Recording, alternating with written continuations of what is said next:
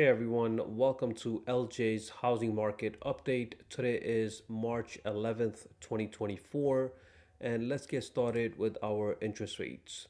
According to Freddie Mac's, your 30-year fixed rates were hovering around 6.88 versus your 15-year fixed mortgages for 6.22. According to your Mortgage News Daily, which was updated this morning, the screenshot here, and is showing for 6.85.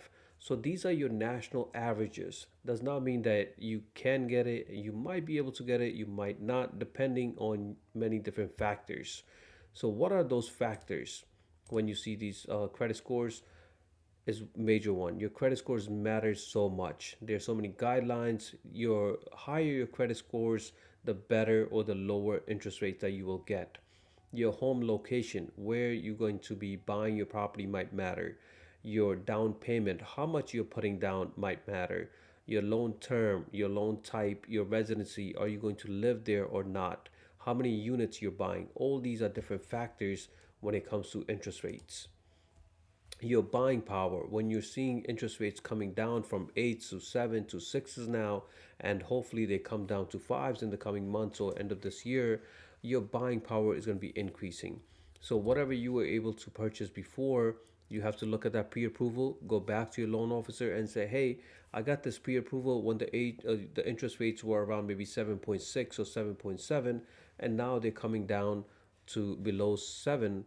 So what will I qualify in today's market?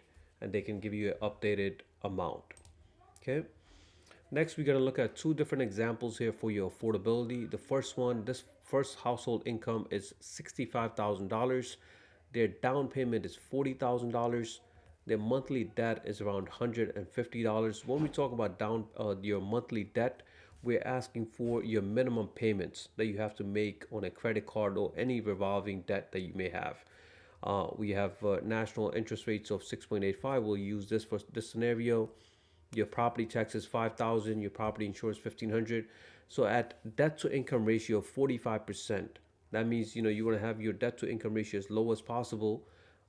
This person can qualify for $306,000. So if they're just starting out, they might have a couple of options. One, they might want to buy a condo or co-op if they can't qualify for a single family. Second, they might be able to simply just wait until they have more income or they have another co-signer or more down payment so they can qualify for a bigger property. Next, you have this scenario here, this household income of $110,000. Their down payment is going to be $65,000. Monthly debt $300. Their interest rates, your property taxes, property insurance, same as the first scenario.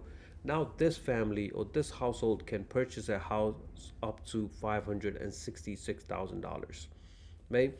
This person can go to a different lender and they might say, hey, you qualify for 670, 675, 680. That is maybe that loan officer might be adjusting their debt to income ratio.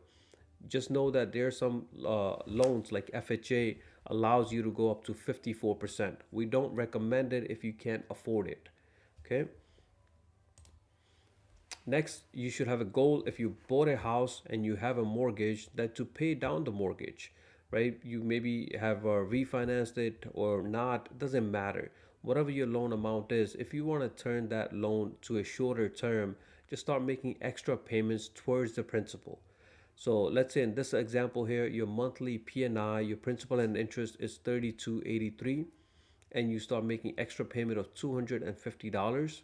This can save you about 5 years and over $150,000 in interest.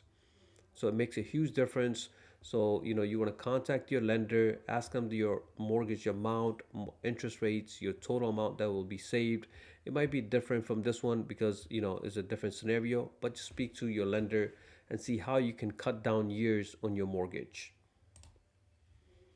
Next stats here is that for your inflation data, inflation is hovering around 3.1% right now, and we want it to stay down much as possible. The next reading is coming this week, so let's see what kind of inflation data that we do get. Your prices, your home prices are not coming down anytime soon, guys. Even if they do, it might be temporary, right? Majority of the offers that we're seeing right now, you're still going over your asking price in majority of the cases. Do the research. Have your realtor do the research. Make sure you're putting in solid offer. How are you going to protect yourself from, bidding wars and all that? Buy now instead of waiting until there's more bidding wars coming in the coming months. So in these videos, we try to teach you about different loan programs so you guys have an idea what it is available and how can qualify for this. So this is a conventional loan by Home Ready and Home Possible by Freddie Mac and Fannie Mae, which allows you to put down 3% down payment on a property. FHA allows you to put down 3.5, but this one is lower than that, so you can put down 3%.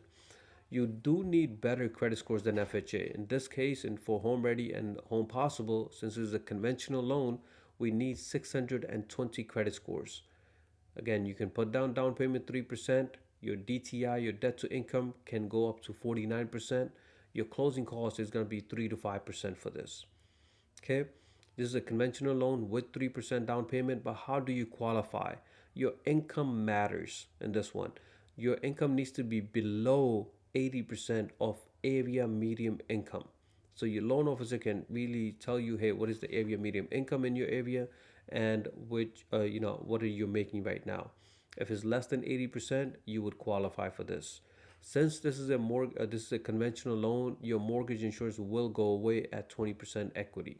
Okay, and you would, because this is you would need to complete a course that is mandatory for home ownership. So it will teach you what's, pros and cons, the responsibilities that come with the home ownership.